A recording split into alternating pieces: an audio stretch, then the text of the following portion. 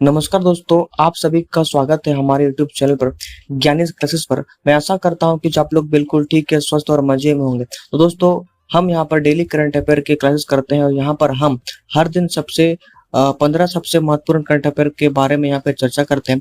तो आज के क्लास में हम जो 22 मई 2026 को 15 सबसे महत्वपूर्ण करंट अफेयर के बारे में बातें करेंगे। अगर आप किसी भी वनडे एग्जाम्स की तैयारी कर रहे हैं और करंट अफेयर को सबसे अच्छे तरीके से तैयारी करना चाहते हैं तो आप हमारे चैनल को फॉलो कर सकते हैं। यहाँ पर हम जो है आपको डेली करंट अफेयर के साथ साथ जो है वीकली और मंथली करंट अफेयर की क्लासेस जो उपलब्ध कराते हैं। तो दोस्तों, तो शुरुआत करते हैं आज का क्वेश्चंस के साथ। ठीक है, तो यहाँ पे जो है पहला क्वेश्चन है कि जो है ओरक्का कोनम जो होता है कि चंगलपुटी दोहरीकरण परियोजना जो है की लंबाई कितनी है। इसकी लंबाई जो है 68 किलोमीटर के जो है आसपास है।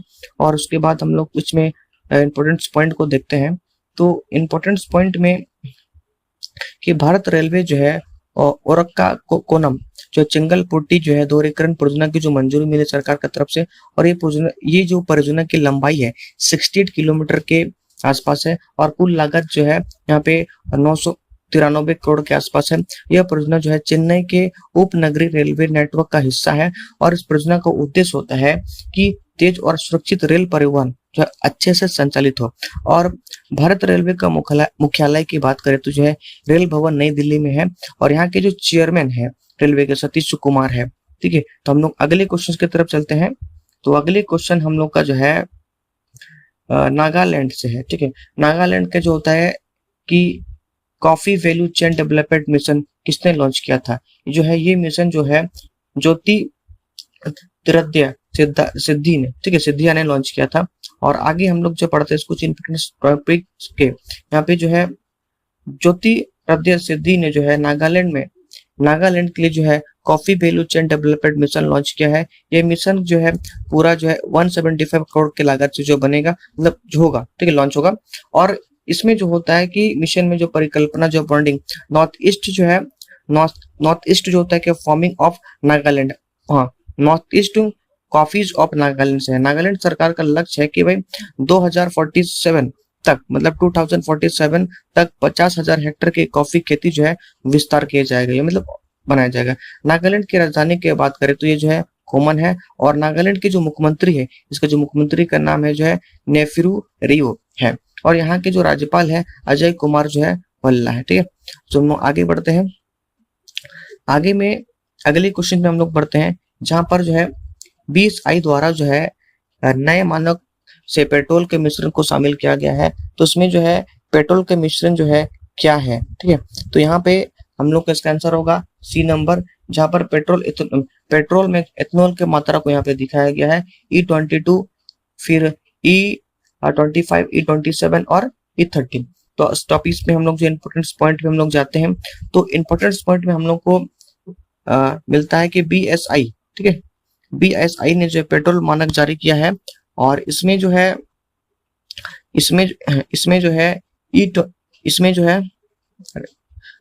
मानक जारी किया है। और इसमें जो E22 और E25 और E27 और E30 पेट्रोल को शामिल किया गया है। E22 पेट्रोल में जो 22 इथेनॉल मतलब 22% इथेनॉल को मिलाया गया है और E30 में जो है 30% जो इथेनॉल को मिलाया गया है। और ये 80% से ज्यादा तेल जो कच्चा तेल जो विदेश से हम लोग जो खरीदते हैं। और यहाँ BSI का मुख्यालय की बात करें जो नई दिल्ली में है और यहाँ जो महानिदेशक की बात करें संजय गुप्ता है। और BSI का जो फुल फॉर्म है ब्यूरो ऑफ इंडियन स्टैंडर्ड है। और इसमें जो ई का मतलब होता है इथेनॉल ब्रांडिंग को दर्शाया गया है। जहाँ पर जैसे कि आज के डेट में हम लोग कोई भी तेल को जब खरीदते हैं पेट्रोल मामले में, तो वहाँ पे क्या होता है कि तेल जो पूरा प्योरी तेल हम लोग के पास नहीं आता है, उसमें जो है कुछ मात्रा जो है पेट्रोल में इथेनॉल की मात्रा को जो है रखा जाता है, जो कि उसके बाद हम लोग अगले क्वेश्चन में पढ़ते हैं। RBI जो है इन्वेस्टमेंट फ्लक्चुएशंस रिजर्व में रखने की जो है अनिवार्यता कब समाप्त की गई। ये जो है 18 जून 2026 को जो है ये चीज को खत्म कर दिया गया। फिर हम लोग इंपोर्टेंट पॉइंट की तरफ चलते हैं। तो इंपोर्टेंट पॉइंट में हम लोग को ये देखने को मिलता है कि जो है रिजर्व, ठीक है, रिजर्व बैंक ऑफ इंडिया ने जो है बैंकों के लिए जो इन्वेस्टमेंट और फ्लक्चुएशन रिजर्व रखने की जो अनिवार्यता को जो समाप्त कर दिया है। यह नियम जो है 18 मई 2026 को लागू हुआ था और बैंकों को जो है इस राशि को जो अपने रेगुलर रिचार्ज और जो होता है प्रॉफिट लॉस अकाउंट में ट्रांसफर कर सकते हैं। और IFR क्या एक्स्ट्रा बफर होता है, अतिरिक्त सुरक्षा राशि होती है। ये जो राशि जो है कि अतिरिक्त सुरक्षा राशि होती है और यह जो है MTM मतलब मार्क टू मार्केट का नियमों के तहत काम करता है। और RBI की मुख्यालय की बात करें जो मुंबई महाराष्ट्र में है और ये 26वें गवर्नर संजय मल्होत्रा है। और RBI की स्थापना जो 1 अप्रैल 1935 में है। RBI के डिप्टी गवर्नर होते हैं। ठीक, RBI के जो 4 डिप्टी गवर्नर है उसमें से जो है इनका उद्देश्य होता है, इनको जो उद्देश्य होता है बैंकों के जो है फाइनेंशियल और क्या होता है कि फ्लेक्सिबिलिटी को जो बढ़ाने का काम होता है गवर्नर का। ठीक है, आगे हम लोग जो इम्पोर्टेंस अगले क्वेश्चन पर जाते हैं। तो यहाँ पे जो है गूगल और बैकस्टोन मिलकर जो किस प्रकार की कंपनी को जो लॉन्च करेगा, तो इसका आंसर होगा AI है क्लाउड कंपनी, मतलब गूगल और बैकबोन द्वारा जो है मिलकर AI क्लाउड कंपनी जो है लॉन्च करेगा। उसके बाद इस टॉपिक्स के जो है इंपॉर्टेंट पॉइंट को हम लोग यहाँ पे देखते हैं। तो यहाँ पे गूगल एंड ब्लैक स्टोन मिलकर जो है AI क्लाउड कंपनी जो है लॉन्च करेंगे। इस प्रोजेक्ट में गूगल की जो है TPU मतलब टेनिजर क्या होता है प्रोसेसिंग यूनिट चिप्स का उपयोग होगा और ब्लैक स्टोन इस कंपनी में लगभग $5 अरब निवेश करेगा और बहुमत हिस्सेदारी रखेगा। और ये जो है AI उद्योग के CEO की बात करें तो यहाँ पे बेंजामिन ट्रेनर सोलोस है। और यहाँ पे जो गूगल को जो मुख्यालय है कैलिफोर्निया US में है। गूगल के CEO की बात करें सुंदर पिचाई है। ब्लैक स्टोन का मुख्यालय जो है न्यूयॉर्क USA में है। और ब्लैक स्टोन के जो चेयरमैन की बात करें जो है स्टीफन एलन जो है और स्विट्जरलैंड है। ठीक है, और गूगल की स्थापना जो है 1998 में की गई है और ब्लैक स्टोन की स्थापना जो 1985 में जो इसका किया गया है। तो हम लोग अगले क्वेश्चन की तरफ चलते हैं। अगला क्वेश्चन में है कि जो है भारत का जो मुख्यालय कहाँ पर है, तो सॉरी RBI का मुख्यालय कहाँ पर है। RBI का मुख्यालय की बात करें जो है मुंबई महाराष्ट्र में है। मुंबई महाराष्ट्र में जो है RBI का मुख्यालय वहां पर है। उसके बाद हम लोग इंपोर्टेंट पॉइंट को देखते हैं जहां पर जो गणवीर सिंह को रिजर्व बैंक ऑफ इंडिया के जो है कार्यकारी निदेशक के रूप में नियुक्त किया गया है। ये RBI के मुख्यालय मुंबई महाराष्ट्र में है। ये RBI 26 के गवर्नर संजय मल्होत्रा है। RBI की स्थापना जो है 1 अप्रैल 1935 में किया गया था। RBI के 4 डिप्टी गवर्नर होते हैं। यहाँ पे जो डिप्टी गवर्नर में जो है स्वामीनाथन होता है, जानकी रमन हो गए, रोहित जैन हो गया और जो है निशिरस चंद्र मुर्मू और पूनम गुप्ता है। ठीक है, और अगली क्वेश्चन पर हम लोग चलते हैं। तो अगला क्वेश्चन हम लोग के बीच में जहां पर जो है अमेरिका ने जो है भारत को जो है अपाचे हेलीकॉप्टर संयुक्त सेवा की अनुमति जो है लागत में कितने मंजूरी की है। तो इसका जो होता है कि लागत है क्या होता है 198.2 मिलियन मतलब $198.2 मिलियन के आसपास होता है। जहां पर जो है यूनाइटेड स्टेट ने भारत को अपाची हेलीकॉप्टर सहायता सेवा के लगभग जो है $198.2 मिलियन की जो है मंजूरी दी है। उसके बाद हम लोग जो है इंपोर्टेंट पॉइंट की तरफ देखते हैं। तो इंपोर्टेंट पॉइंट्स में हम लोग को ये देखने को मिलता है कि यूनाइटेड स्टेट में जो है भारत को अपाची हेलीकॉप्टर के सपोर्ट और संबंधित उपकरणों को बिक्री की मंजूरी दी गई है। अपाची सौदे की अनुमति जो है लागत 198.2 मिलियन है। और जहां पर जो है M777A2 अल्ट्रा शॉर्ट लाइट हाउसजेट के जो है रखरखाव सपोर्ट की बिक्री की भी मंजूरी हुई है। जहां पर जो है हाउजर सौदे की लागत जो है 230 मिलियन के आसपास होता है। इसमें कुल पैकेज की लागत जो है 428.2 मिलियन है। और अपाची सौदे के मुख्य ठेकेदार की बात कर जो है द बोइंग कंपनी है। और यहाँ पे जो है क्या होता है लॉकहीड कॉर्पोरेशन जो है। और यहाँ पे जो हार्वर्ड सपोर्ट का जो है मुख्य जो कंपनी है यहाँ पे जो है BAE सिस्टम UK की कंपनी है। ठीक है, उसके बाद हम लोग जो आगे बढ़ते हैं अगले जो पॉइंट पर, जहां पर IPL के एक ही सीजन में सबसे ज्यादा छक्के लगाने का रिकॉर्ड किसके नाम है। तो सबसे ज्यादा IPL में सबसे ज्यादा छक्का लगाने का रिकॉर्ड जो है क्रिस गेल के नाम है। तो अगले हम लोग पॉइंट पे देखते हैं। तो अगले पॉइंट पे हम लोग को ये देखने को मिलता है कि भाई वैभव सूर्यवंशी, ठीक है, यहाँ पे वैभव सूर्यवंशी ने जो है IPL के इतिहास के सीजन में 50 छक्के लगाने वाले जो पहली भारतीय बल्लेबाजी बनी, वह एक ही मैच के दौरान जो है लखनऊ सुपर जायंट के खिलाफ खेले और वहां पे जो है उन्होंने जो है 53 छक्के, अब वह जो है 53 छक्के के साथ जो है ऑल टाइम लिस्ट में दूसरा स्थान पर है और पहले स्थान पर जो है 2012 सीजन में जो है 59 छक्के के साथ जो क्रिस गेल जो है पहले स्थान पर है। और ये जो है वैभव सूर्यवंशी की अगर एज की बात करें, जो इसका एज जो है 15 साल 43 दिन की उम्र में है, जो कि उन्होंने जो अभी तक 100 T20 मैच में छक्के लगाने वाले सबसे उम्र के खिलाड़ी बने हैं। यह प्रदर्शन उसके बेहतर तेज और आक्रामक बल्लेबाजी को जो है दिखाता है। फिर अगले पॉइंट में हम लोग पढ़ते हैं। तो अगला पॉइंट में क्या होता है, अगले क्वेश्चन में हम लोग पढ़ते हैं जहाँ पे एशियाई भारोत्तोलन चैंपियनशिप 26 का आयोजन कहाँ पे हुआ था। इसका आयोजन हुआ था गांधीनगर, गुजरात में। तो अगले हम लोग जो है पॉइंट पे इंपोर्टेंट पॉइंट पे बात करते हैं। इंपोर्टेंट पॉइंट्स में है कि एशियाई जो है भारोत्तोलन चैंपियनशिप 2026 का आयोजन है गांधीनगर, गुजरात में किया जाए, गुजरात में हुआ। और भारत ने जो कुल 10 पदक, एक राज्य और एक 9 कश जीते थे। और इस चैंपियनशिप में भारत जो है दूसरी बार आयोजित हुई थी। मतलब ये चैंपियन जो है भारत में दूसरी बार जो आयोजित हुआ था और पहली बार जो है 1982 में नई दिल्ली में आयोजन किया गया था। और पदक तालिका में पहला स्थान जो है चाइना का, और चाइना ने अभी तक जो 41 पदक जीत चुके हैं। और दूसरे स्थान पर जो नॉर्थ कोरिया जो 30 पदक जीत चुके हैं। और तीसरे स्थान पर जो चाइनीज क्या है ताइपाई, जिन्होंने जो है 13 पदक उन्होंने जो है जीता है। और इस प्रतियोगिता में इसने और जो होता है क्लीन एंड जर्क के लिए अलग अलग जो है पदक दिए गए थे। उसके बाद अगले क्वेश्चन पे, तो अगले क्वेश्चन में हम लोग को देखने को मिलता है भारत वायुसेना में जो कैट ए क्वालिफाइंग इंस्ट्रक्टर बनने वाली जो पहली महिला अधिकारी कौन थी। जो पहली महिला अधिकारी की बात करें जो है स्क्वाड्रन लीडर सन्या है। ठीक है, ये सी नंबर होगा। अगले क्वेश्चन, अगले इंपोर्टेंट पॉइंट पे हम लोग जो बात करते हैं।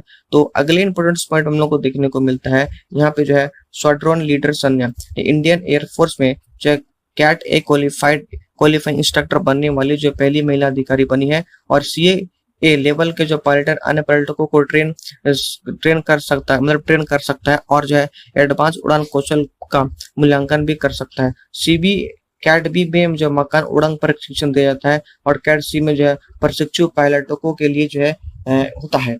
और IF का मुख्यालय की बात करें जो है कहाँ पे है, ये दिल्ली में है। और IF चीफ की बात करें अमृतप्रीत सिंह होता है। और यहाँ पे वाइस चीफ होता है नागेश कपूर है। अगले हम लोग क्वेश्चन पर चलते हैं। तो अगला क्वेश्चन, तो अगले क्वेश्चन पे है ईरान की राजधानी कहाँ पे है। ईरान की राजधानी जो है बगदाद है।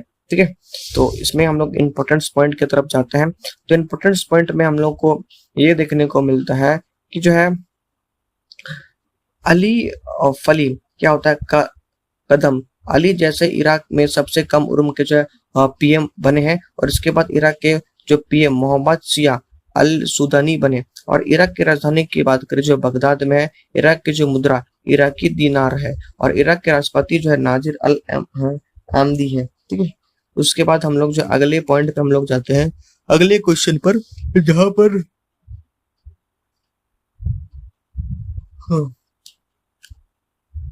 जहां पर जो है केरल के जो 13वें मुख्यमंत्री के रूप में किसने शपथ ली। तो 13वें मुख्यमंत्री के रूप में जो है रूप में जो है बसेरा दामोदर मेनन सतीश ने जो है 13वें मुख्यमंत्री के पद के रूप में उन्होंने जो है शपथ लिया।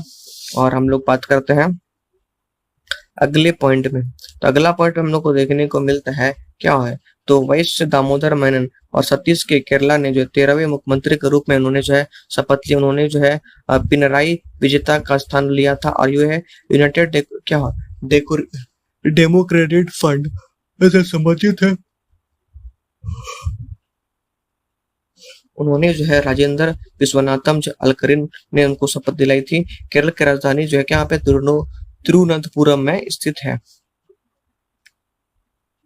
फिर हम लोग जो अगले पॉइंट्स पे बात करते हैं, तो अगले पॉइंट में हम लोग को दिखता है कि UID का मुख्य कार्य क्या है। UID का मुख्य कार्य है आधार कार्ड जारी करना। इसका जो क्या है आधार कार्ड जारी करना, आधार कार्ड बनाने और मैसेज करने का संस्था है। ठीक है, उसके बाद हम लोग जो आगे बढ़ते हैं, आगे में हम लोग को ये दिखता है कि जो UID का पूरा नाम क्या है, इसका unique identification authority of India है। यूआईडी जो है भारत सरकार ने जो है मेरिट इलेक्ट्रॉनिक और सूची प्रौद्योगिकी मंत्रालय के अंतर्गत आता है। ये संस्था जो आधार कार्ड जारी करते हैं। आधार कार्ड में जो 12 अंकों का यूनियन नंबर होता है।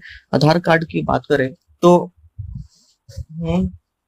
आधार कार्ड एक जो बायोमेट्रिक पहचान होती है, जहां पर हम लोग जो फिंगरिंग और आई रेस आदि का जो है चेकअप देख वहां उसके माध्यम से जो है ऑथेंटिकेशन होता है। यूआईडी की सपना आधार अधिनियम 2016 के तहत हुई थी और यूआईडी के जो मुख्यालय है ये नई दिल्ली में है। यूआईडी के चेयरमैन की बात करें नीलकंठ मिश्रा है और यूआईडी के नए सीईओ जो है सौरभ विजय और कार्यभार संभालेंगे। उन्होंने जो पहले विवेक चंद्र वर्मा थे। ठीक है, उसके बाद हम लोग जो है अगले पॉइंट्स पे चलते हैं। तो अगले पॉइंट्स पे बात करें जो है यहाँ पे SWIFT जो होता है फ्रेमवर्क को किस वर्ष आरबीआई ने लागू किया था। तो आरबीआई ने है इसे जो 2015 में जो है लागू किया था। ठीक है, अगले हम लोग पॉइंट्स पे जाते हैं। तो अगला पॉइंट में हम लोग को इसके इंपोर्टेंस पॉइंट को देखने को मिलता है। तो इंपोर्टेंस पॉइंट में है कि जो SWIFT का पूरा नाम क्या होता है, काउंटर साइकिलिंग कैपिटल बफर होता है।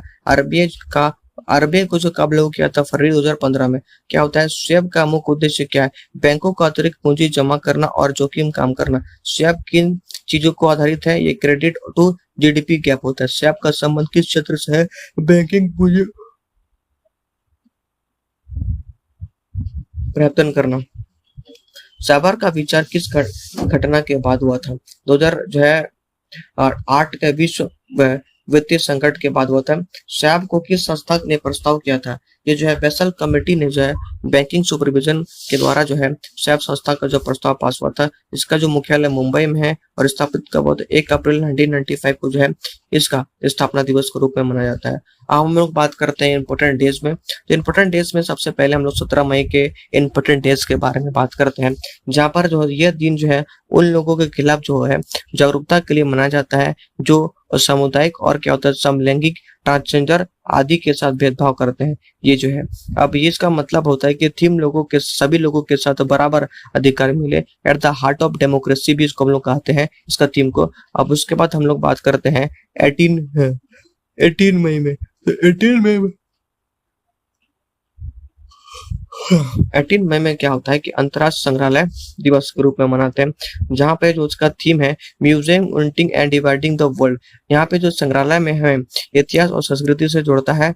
और 18 मई की बात करें, दूसरा दिन की बात करें, समुद्री क्षेत्रों में जो है महिलाओं को अंतरिक्ष दिवस और थीम महिलाओं को समुद्री और क्षेत्रफल में आगे बढ़ाना है और मतलब महिलाओं को समान अवसर जो है मिले।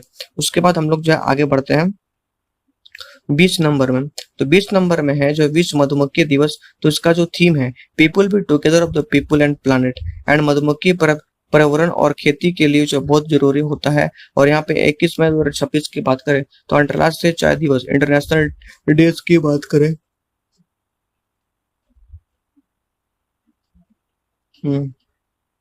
चाय उद्योग और चाय किसानों को महत्व देना होता है। उसके साथ ही साथ जो है दुनिया में सबसे लोकप्रिय जो पेय है यज्ञ जल है। और ये जो होता है कि विकास के लिए संस्कृति और विविधताओं को विश्व दिवस को अगले दिवस में जो जहां पर हम लोग को जो है 22 मई ठीक है सॉरी 21 मई की बात करते हैं। तो 21 मई में क्या है कि अंतर्राष्ट्रीय चाय दिवस के रूप में हम लोग मनाते हैं। उद्देश्य होता है कि चाय को उद्योग और चाय को किसानों को जो महत्व को बनाना। और चाय दुनिया का सबसे लोकप्रिय जल में से एक है। उसके बाद कुछ इंपोर्टेंट पॉइंट को हम लोग देखते हैं, जहां पर जो है 22 मई की बात करें तो 22 मई जो है अंतर्राष्ट्रीय विविधता दिवस मतलब day of the biological university के नाम से इसको हम लोग जानते हैं। उद्देश्य होता है कि पेड़ पौधे, जानवरों और पर्यावरण की रक्षा के लिए प्राप्त जागरूकता को बढ़ावा देना है। ठीक है, और जैविक विविधता को जो पृथ्वी पर जीवित और संतुलित बनाए रखती है। ठीक है, उसके बाद हम लोग बात करते हैं कि पुरस्कार को लेकर। पुरस्कार में जो है डोगरी पंजाबी जो है शब्दकोश है, यह लेखक चंदन नेगी है। और यहाँ पे जो है हिमाचल प्रदेश का राज्यपाल भी है, मतलब 2 भाषाओं का शब्द को संग्रह करता है। यहाँ पे बैंकिंग की बात करेंगे, टीबीएस कंपनी से जुड़ी बड़ी खबर क्या है। ठीक है, ये जो वैन ग्रुप क्या होता है, वैन ग्रुप जाना सफल फाइल्स में बैठक निवेश की गई है। और इसका मतलब होता है एक ही बड़ी कंपनी जो है बैंक का हिस्सा कर दी है। ये थे हम लोग के जो है आज के इम्पोर्टेंट टॉपिक्स के इम्पोर्टेंट क्वेश्चन हम लोग को ये देखने को मिले हैं। उसके बाद मैं आप लोग को एक बात मैं कहना चाहता हूँ कि तो साथियों, ये थे हमारे क्लास के जो है महत्वपूर्ण टॉपिक के जो है महत्वपूर्ण क्वेश्चन। तो मैं आपसे इतना कहना चाहता हूँ, अगर आप चैनल पर पहली बार आए हैं तो चैनल को सब्सक्राइब करें, कमेंट करें, और अगर आप कोई भी कैंडिडेट एग्जाम्स की तैयारी कर रहे हैं तो आप लोग जो है हमारे चैनल के साथ लगे रहिए।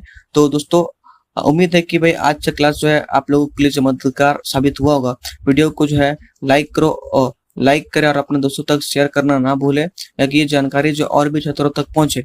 अपनी जो है मेहनत जारी रखिए और सफलता जरूर मिलेगी। अगली क्लास में हम लोग जो है एक नया महत्वपूर्ण टॉपिक के साथ, तब तक के लिए धन्यवाद। जय हिंद, जय भारत।